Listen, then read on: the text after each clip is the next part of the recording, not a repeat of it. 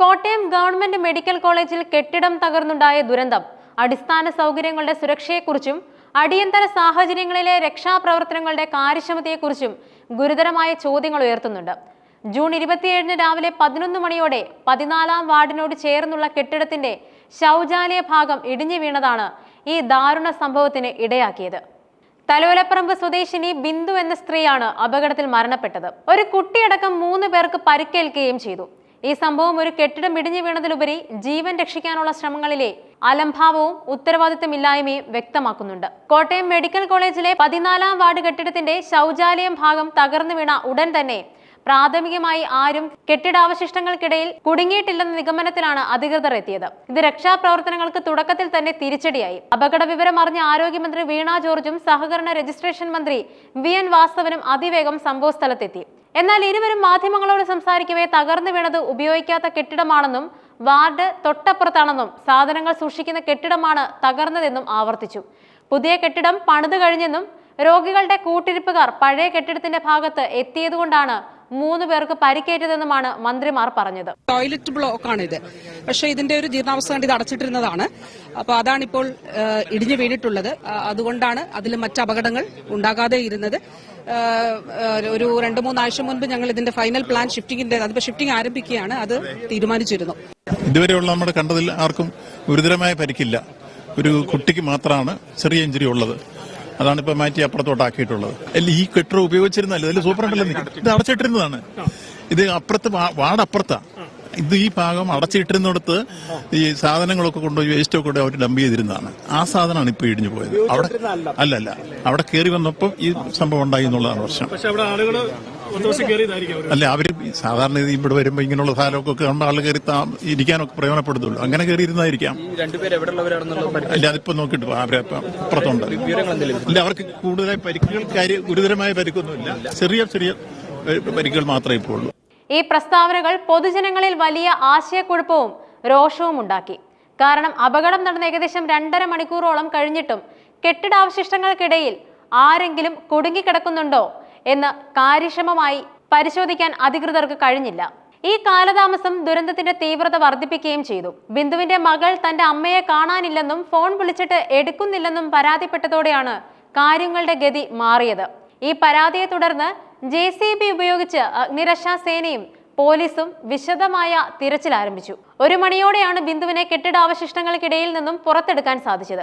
ഉടൻ തന്നെ ആശുപത്രിയിലെ അത്യാഹിത വിഭാഗത്തിലേക്ക് മാറ്റിയെങ്കിലും ജീവൻ രക്ഷിക്കാനായില്ല. അപകടം നടന്നത് രാവിലെ 11 മണിക്ക്. ബിന്ദുവിനെ പുറത്തെടുക്കാൻ സാധിച്ചത് ഉച്ചയ്ക്ക് 1 മണിയോടെ. അതായത് ഏകദേശം 2.5 മണിക്കൂറോളം അവർ കെട്ടിടാവശിഷ്ടങ്ങൾക്കിടയിൽ കുടുങ്ങിക്കിടന്നു. മന്ത്രിമാർ സ്ഥലത്തെത്തിയിട്ടും ആരും കുടുങ്ങിയിട്ടില്ല എന്ന പ്രാഥമിക നിഗമനത്തിൽ ഉറച്ചു നിന്നത് വലിയ വീഴ്ചയാണ്.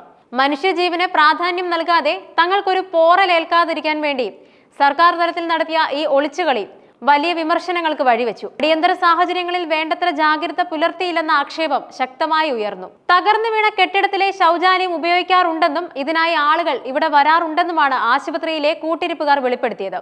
ഇത് മന്ത്രിമാർ പറഞ്ഞ ഉപയോഗിക്കാത്ത കെട്ടിടം എന്ന വാദത്തെ പൂർണ്ണമായും തള്ളിക്കളയുന്നതാണ്. ഒരു കെട്ടിടം ഉപയോഗയോഗ്യമല്ലെങ്കിൽ അത് ആളുകൾ പ്രവേശിക്കാത്ത രീതിയിൽ അടച്ചിടേണ്ടത് അധികൃതരുടെ ഉത്തരവാദിത്തമാണ്.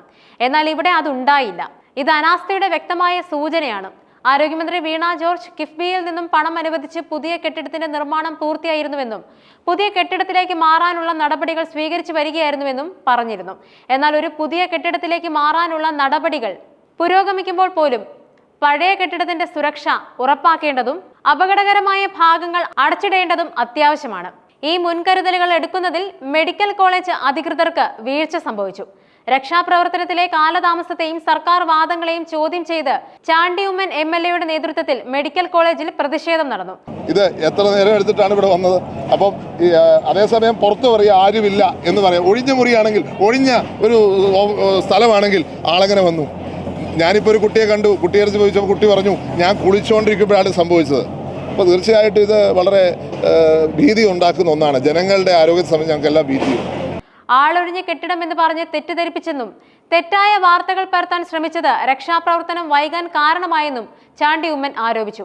അപകടമുണ്ടായപ്പോൾ തന്നെ രക്ഷാപ്രവർത്തനത്തിനുള്ള ശ്രമങ്ങൾ വേണ്ട രീതിയിൽ കൈകാര്യം ചെയ്തില്ലെന്നും അദ്ദേഹം കുറ്റപ്പെടുത്തി. ഈ പ്രതികരണം പ്രതിപക്ഷത്തിന്റെ ഭാഗത്തു നിന്നുള്ള ന്യായമായ ആശങ്കകളെയാണ് ഉയർത്തിക്കാട്ടുന്നത്.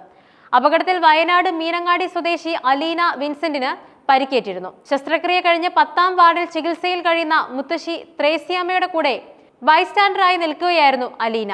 പരിക്കുകൾ ഗുരുതരമല്ലെന്ന് ഡോക്ടർമാർ അറിയിച്ചിട്ടുണ്ട്. രോഗികളെ ഒഴിപ്പിക്കുന്നതിനിടെ അത്യാഹിത വിഭാഗത്തിലെ ജീവനക്കാരൻ അമൽ പ്രദീപിനും ട്രോളി വന്നിടിച്ച് നിസ്സാര പരിക്കേറ്റു. 10, 11, 14 വാർഡുകളിലും പരിസരങ്ങളിലും ഉണ്ടായിരുന്ന രോഗികളെയും കൂട്ടിരിപ്പുകാരെയും ഉടൻ തന്നെ ഒഴിപ്പിച്ചു. ആശുപത്രി സൂപ്രണ്ട് ഡോക്ടർ TK ജയകുമാർ പറയുന്നതനുസരിച്ച് 10ാം വാർഡിനോട് ചേർന്നുള്ള 3 നില കെട്ടിടത്തിന്റെ ശുചിമുറിയാണ് ഇടിഞ്ഞു വീണത്. താഴത്തെ 2 ശുചിമുറികളും പൂർണ്ണമായി ഉപയോഗിച്ചിരുന്നില്ലെന്നും അദ്ദേഹം പറഞ്ഞു. എന്നിരുന്നാലും ആളുകൾക്ക് പ്രവേശനമുള്ള ഒരു ഭാഗം പൂർണ്ണമായി ഉപയോഗത്തിലില്ലെങ്കിൽ പോലും അത് സുരക്ഷിതമാണെന്ന് ഉറപ്പാക്കേണ്ടത് അത്യാവശ്യമാണ്. കോട്ടയം മെഡിക്കൽ കോളേജിലെ ഈ ദുരന്തം ഒരു ഒറ്റപ്പെട്ട സംഭവമായി കാണാൻ സാധിക്കില്ല. സംസ്ഥാനത്തെ പല സർക്കാർ കെട്ടിടങ്ങളുടെയും ശോച്യാവസ്ഥയും അറ്റകുറ്റപ്പണികളുടെ അഭാവവും ഇത് തുറന്നു കാട്ടുന്നുണ്ട്. ഇത്തരം ദുരന്തങ്ങൾ ആവർത്തിക്കാതിരിക്കാൻ ശ്രദ്ധിക്കേണ്ട കാര്യങ്ങളിൽ പ്രധാനപ്പെട്ടവ ഇവയാണ്. 1. കെട്ടിടങ്ങളുടെ സുരക്ഷാ ഓഡിറ്റ്. എല്ലാ സർക്കാർ കെട്ടിടങ്ങളുടെയും പ്രത്യേകിച്ചും പൊതുജനങ്ങളുമായി നേരിട്ട് ബന്ധപ്പെടുന്ന ആശുപത്രികൾ പോലെയുള്ളവയുടെ ഘടനാപരമായ സുരക്ഷാ ഓഡിറ്റ് നടത്തേണ്ടത് അത്യന്താപേക്ഷിതമാണ്. അപകടകരമായ കെട്ടിടങ്ങൾ തിരിച്ചറിഞ്ഞ് അവ അടച്ചിടുകയോ അറ്റകുറ്റപ്പണികൾ നടത്തുകയോ ചെയ്യണം. അതോടൊപ്പം അടിയന്തര പ്രതികരണ സംവിധാനങ്ങളുടെ മെച്ചപ്പെടുത്തൽ. അപകടങ്ങൾ ഉണ്ടാകുമ്പോൾ വേഗത്തിലും കാര്യക്ഷമമായും പ്രതികരിക്കാൻ കഴിയുന്ന ഒരു സംവിധാനം ആവശ്യമാണ്. പ്രാഥമിക നിഗമനങ്ങളിൽ മാത്രം ഊന്നി നിന്ന് രക്ഷാപ്രവർത്തനങ്ങൾ വൈകിപ്പിക്കുന്നത് ഒഴിവാക്കണം. ഓരോ നിമിഷവും വിലപ്പെട്ടതാണെന്ന് തിരിച്ചറിയണം. അതോടൊപ്പം ജനങ്ങളുടെ സുരക്ഷയ്ക്ക് മുൻഗണന നൽകണം. ജനങ്ങളുടെ ജീവനും സുരക്ഷയ്ക്കും എപ്പോഴും പ്രാഥമിക പരിഗണന നൽകേണ്ടത് അത്യന്താപേക്ഷിതമാണ്. കെട്ടിടങ്ങൾ ഉപയോഗിക്കാത്തതാണെങ്കിൽ പോലും ജനങ്ങൾക്ക് അപകടകരമാകാത്ത രീതിയിൽ അവ സംരക്ഷിക്കാൻ സർക്കാർ ബാധ്യസ്ഥരാണ്. ഈ ദുരന്തം കേരളത്തിലെ പൊതുജനാരോഗ്യ സംവിധാനത്തിലെ അടിസ്ഥാനപരമായ പ്രശ്നങ്ങളിലേക്ക് വിരൽ ചൂണ്ടുന്നുണ്ട്. ബിന്ദുവിന്റെ മരണം ഒരു ഓർമ്മപ്പെടുത്തലാവണം. ഇനി ഒരിക്കലും ഇത്തരം അലംഭാവം കൊണ്ട് ഒരു ജീവൻ പൊലിയാൻ ഇടയാകരുത്. സർക്കാരും ബന്ധപ്പെട്ട അധികൃതരും ഈ സംഭവത്തിൽ നിന്ന് പാഠം ഉൾക്കൊണ്ട് ഭാവിയിൽ ഇത്തരം ദുരന്തങ്ങൾ ആവർത്തിക്കാതിരിക്കാൻ ആവശ്യമായ എല്ലാ നടപടികളും സ്വീകരിക്കേണ്ടത് അനിവാര്യമാണ്.